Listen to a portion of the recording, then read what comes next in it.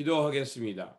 좋으신 아버지 하나님, 저희들에게 하루하루 또 말씀을 허락하여 주시고 또 이 한 달을 잘 지낼 수 있도록 지켜주시니 감사합니다. 주님, 이제 7월 마지막 그 말씀을 묵상하오니 주님, 오늘 이곳까지 인도해 주셨던 그 에베네셀의 하나님을 감사하게 하여 주시고, 그리고 다가오는 세 달도 주님의 말씀 안에서 믿음의 여정을 잘 걸어가는 저희들이 되게 하여 주시옵소서. 오늘도 저희들에게 귀한 말씀 주셨습니다. 이 말씀을 통해서 우리가 살아가는 목적과 삶의 방향을 분명히 알고 살아가는 저희들 되게 하여 주시옵소서. 우리 구주 예수 그리스도의 이름으로 기도드립니다. 아멘. 오늘 우리에게 주신 말씀은 시편 147편에서 150편입니다. 본문 읽기는 147편 1절에서 12절입니다.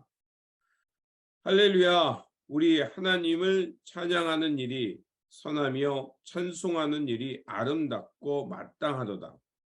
여호와께서 예루살렘을 세우시며 이스라엘의 흩어진 자들을 모으시며 상심한 자들을 고치시며 그들의 상처를 쌈에 씌는도다. 그가 별들의 수요를 세시고 그것들을 다 이름대로 부르시는도다. 우리 주는 위대하시며 능력이 많으시며 그의 지혜가 무궁하시도다. 여호와께서 겸손한 자들은 붙드시고 악인들은 땅에 엎드러 들이시는도다. 감사함으로 여호와께 노래하며 수금으로 하나님께 찬양할지어다. 그가 구름으로 하늘을 덮으시며 땅을 위하여 비를 준비하시며 산에 풀이 자라게 하시며 들짐승과 우는 까마귀 새끼에게 먹을 것을 주시는도다. 여호와는 말에 힘이 세다 하여 기뻐하지 아니하며 사람의 다리가 억세다 하여 기뻐하지 아니하시고 여호와는 자기를 경외하는 자들과 그의 인자하심을 바라는 자들을 기뻐하시는도다. 예루살렘아 여호와를 찬송할지어다. 시온아 내 하나님을 찬양할지어다. 아멘. 시편 146편부터 150편까지는 일명 할렐루야 시편입니다.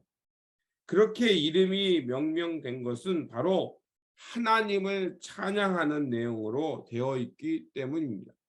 그래서 오늘 우리가 읽었던 이 147편도 바로 하나님을 찬양하는 그 말씀인 것을 알 수가 있습니다. 그래서 주제들을 보면 시편 147편은 구속의 하나님을 찬양하라는 말씀이고, 148편은 창조주 하나님을 찬양하는 말씀, 149편은 승리케 하시는 하나님을 찬양하라. 그리고 마지막으로 시편의 마지막이죠. 150편은 하나님의 영광을 찬양하라라는 말씀의 주제로 되어 있습니다.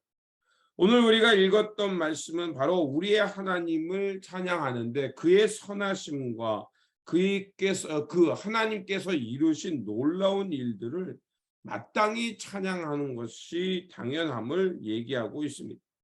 왜냐하면 바로 이 오늘 본문을 지었던 그 지혜자는 에스라와 느헤미야를 통해서 그 예루살렘을 회복시키신 그 하나님의 역사를 보았기 때문에 그렇습니다. 결국 바벨론의 포로로 끌려갔다가 이스라엘 백성들이 그 고레스 칙령에 의해서, 페르시아 제국이죠, 다른 새로운 제국에 의해서 그들이 다시 돌아오게 되었습니다. 그 일은 스스로 그들의 힘이 아니라 놀라운 하나님의 역사뿐이었습니다. 그래서 에스라와 느헤미야를 통해서 무너졌던 성전을 다시 회복할 수 있었고요, 성전뿐만이 아니라 성전을 보호할 수 있는 외벽을 마침내 쌓을 수 있었던 것입니다. 또한 예루살렘에 돌아왔던 그들이 쉽게 그 성전을 지을 수 있는 것은 아니었습니다.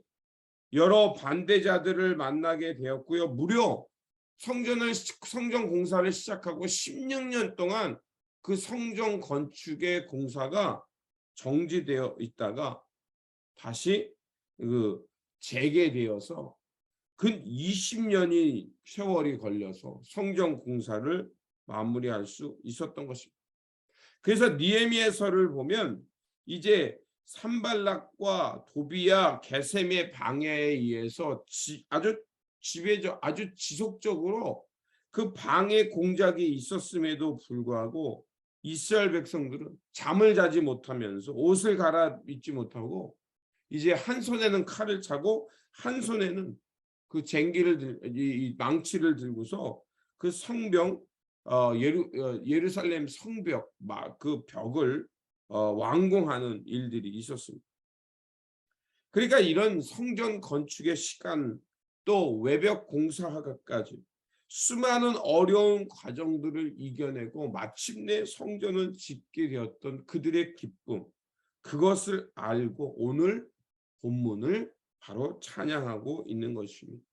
바로 이런 일들을 결국 이런 어려움과 난관을 뚫고 그 성전 건축과 외벽을 완공하게 하셨던 그 하나님의 은혜, 그리고 마침내 그것을 이뤄냈던 그 이스라엘 백성들의 믿음의 고백이 있었기에 바로 그들은 이렇게 찬양의 시를 하나님 앞에 올리고 있는 것입니다. 그래서 2절에서 3절에 보면 여호와께서 예루살렘을 세우시며 이스라엘의 흩어진 자들을 모으시며 상심한 자들을 고치시며 그들의 상처를 싸매시는도다, 이렇게 말하죠.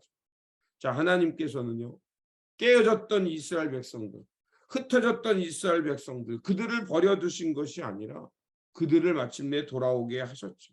그러면 하나님께서 왜 그들을 흩으셨을까요? 왜 바벨론의 포로를 허락하셨을까요? 그것은 바로 그들로 하여금 그 죄된 삶에서 정화하는 시간, 그 하나님의 언약을 버리고 하나님의 언약을 파괴하며 그 잘못된 풍요와 그 우상을 숭배했던 삶을 정화하는 시간을 갖게 하셨고, 그것을 정화하는 시간으로 끝난 것이 아니라 마침내 그들을 새롭게 고치셔서 그 깨어진 모습 그대로 부르셔서 그 모습을 가지고 오히려 아름다운 하나님의 백성으로 새로운 민족으로 거듭나게 하시는 하나님의 그 놀라운 섭리를 깨달았던 것입니다. 그래서 그들은 하나님의 나라를 다시 이루어갈 수 있는 그 기회 주신 것을 찬양하고 있습니다. 그래서 하나님께서 기뻐하는 자들은 어떤 사람이냐? 오늘 본문에 보니까 힘이 세고 다리에 힘이 있고 말을 잘하는 그런 사람들이 아니라 하나님께서 기뻐하시는 사람들은 어떤 사람들이냐? 6절에 보니까 여호와께서 겸손한 자를 붙드시며 악인들은 땅에 엎드러지게 하시는도다, 이렇게 말합니다. 그게 뭡니까? 하나님께서 기뻐하는 사람들은 겸손한 자, 악에서 떠난 자, 여호와를 경외할 줄 아는 자, 그리고 그 하나님은 어떤 하나님이냐? 들풀까지도 들짐승도 까마귀 새끼의 우는 소리까지도 헤아리시고 보호하시는 하나님, 그 하나님을 기억하라는 것입니다.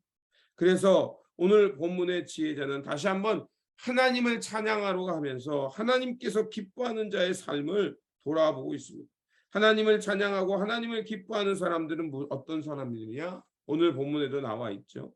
어떤 사람을 기뻐하시냐? 바로 11절에 여호와는 자기를 경외하는 자들과 그의 인자하심을 바라는 자들을 기뻐하신다, 이렇게 말하고 있습니다. 바로 그 하나님, 그 세심한 사랑으로 은혜로 그것을 우리를 돌보시고 회복시키시는 하나님을 바라보고 살아가는 것, 그것이 바로 우리 인생의 목적이고, 그 하나님을 따라 살아갈 때 다시 한번 하나님의 영광이 드러날 뿐만 아니라 우리 안에 하나님의 이 회복과 또 놀라운 은총의 역사가 있다는 것입니다.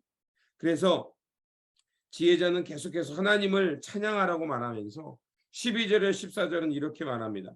예루살렘아 여호와를 찬송할지어다. 시온아 내 하나님을 찬양할지어다. 그가 내 문빗장을 견고히 하시고 내 가운데 있는 너의 자녀들에게 복을 주셨으며 내 경내를 평안하게 하시고 아름다운 밀로 너를 배불리시며, 이렇게 말하고 있죠. 자, 하나님을 경외하고 하나님을 찬양하는 자, 하나님 앞에 인자하게 살아가는 자, 또한 하나님께서 어떠한 복을 내리시냐? 바로 12절에서 14절에 나와 있죠. 하나님은 그 시온을 든든한 문빗장, 뭡니까? 성문을 든든하게 지켜주신다. 그리고 그들 가운데 평안하게 하시고 아름다운 밀로 너를 배불리신다. 바로 하나님께서 마침내 보호하시기 때문에 내가 농사 지은 것으로 나를 먹이게 하신다. 이거는 전쟁과 침략이 없고 약탈이 없는 하나님의 평화의 세상을 말하고 있는 것입니다. 하나님을 경외하며 하나님께 돌아온 자, 하나님은 폭풍 가운데도 우리를 지키실 뿐만 아니라 겸손히 하나님을 의뢰하는 자, 악에서 떠나는 자, 하나님께서 폭풍을 잠재우시고 그들을 평안으로 돌보아 주신다는 것입니다. 그래서 오늘 본문을 보면 이제 오늘 본문의 시작과 마지막이 어떻게 되냐면 할렐루야 여호와를 찬양하라는 말씀으로 시작되어서 그 마지막이 여호와를 찬양하라는 말씀으로 끝나고 되어 있습니다. 바로 이 본문은 하나님을 찬양해야 되는 이유를 담고 있는 것입니다. 하나님을 찬양해야 될 것은 바로 우리의 삶을 지키실 뿐만 아니라 우리를 깨워주셔서 하나님의 선한 역사를 향해 살아가도록 우리를 돌보시고 이끄실 뿐만 아니라 세심한 우리의 울부짖음 소리도 헤아리시고 그리고 하나님의 선한 역사를 향해서 때로는 좁은 문으로 가게도 하시고 그러나 그것을 그 좁은 문을 통해서 우리를 깨우시고 새롭게 하신 후에는 이렇게 하나님의 평안 속에서 우리를 공급하시고 우리를 회복시키시는 그 하나님의 섭리를 보았기 때문에 찬양하라는 것입니다. 그렇습니다. 오늘도 우리의 삶을 하나님께서 선한 목적 가운데 이끄시고 있습니다. 그리고 때로는 우리가 알 수 없는 일을 만나지만 그것을 통해서 하나님의 마음, 하나님의 선한 뜻이 어디에 있는가를 깨닫게 하십니다. 그런 깨달음이 있기에 오늘 우리의 삶은 처음부터 끝까지 여호와 하나님을 찬양하는 삶이 되어야 될 줄 믿습니다. 그러므로 오늘도 우리에게 주어진 이 삶의 자리, 작은 피조물까지도 세세하게 살피시고 또 그들의 어려움을 헤아릴 뿐만 아니라 잘못된 길로 갈 때는 그들을 징계하여 돌아오게 하시는 그런 선한 하나님을 기억하면서 오늘도 우리에게 주어진 삶 속에서 여호와를 경외하며 여호와 앞에 겸손히 살아가며 하나님의 이름을 높이며 살아가시기 바랍니다. 그러면 하나님께서 틀림없이 우리의 삶을 통해서 하나님의 귀한 뜻을 드러낼 뿐만 아니라 우리의 삶은 처음부터 끝까지 여호와를 경외하고 찬송하며 살아가는 삶으로 만들어 주실 거라 믿습니다. 기도하겠습니다. 선한 역사를 이루어 가시는 하나님, 지혜자는 흩어진 유다 백성을 다시 모으시고 찢어지고 상한 마음을 회복시켜 주셔서 위로해 주시는 하나님을 발견하고 그 하나님을 찬양하라고 했습니다. 또한 하나님께서는 이름 없는 피조물까지도 생각하시고 이 땅에 살아가게 하셨던 하나님의 선하시고 섬세하시고 위대한 것을 보며 찬양하라고 했습니다. 그러하오니 아버지 하나님, 자비롭고 은혜로우신 하나님을 기억하며 언제 어디서나 하나님을 찬양하며 살게 하여 주시옵소서. 그래서 우리의 매일매일의 삶이 하나님을 경외하고 찬양하는 삶이 되게 하시고 우리의 삶은 하나님의 뜻과 선한 그 목적을 향해서 묵묵히 살아가는 우리의 믿음의 여정이 되게 하여 주시옵소서. 우리 구주 예수 그리스도의 이름으로 기도드립니다. 아멘.